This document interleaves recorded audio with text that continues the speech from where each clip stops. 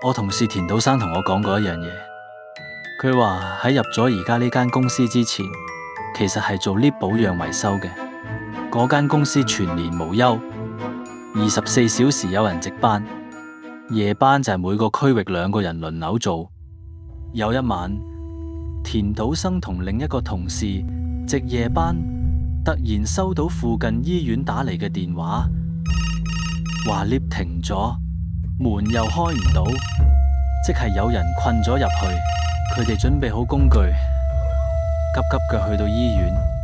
醫院話有一個護士困咗入 lift，嗰個護士好似好驚，成個人都慌晒，仲一邊拍門一邊大叫：救命啊！快啲開門啊！田島生話，雖然好想即刻救人，但如果硬係撬開 lift 門，搞到要大修，費用好貴，之後可能會有責任問題，所以一定要逐樣檢查可能嘅故障原因。電路問題就要睇下掣有冇短路，線路有冇斷，有冇燒焦。機械問題就要睇下感應器有冇反應，停位準唔準，火警或者地震感應器有冇誤動。夜晚人手少，檢查一樣樣都要時間，所以自然會拖長。佢檢查嘅時候開始覺得有啲奇怪，因為佢哋到場嗰陣拍 lift 門嘅就得嗰個護士只係一個人，但過咗一陣拍 lift 門嘅聲好似越嚟越多，好似唔止一個人。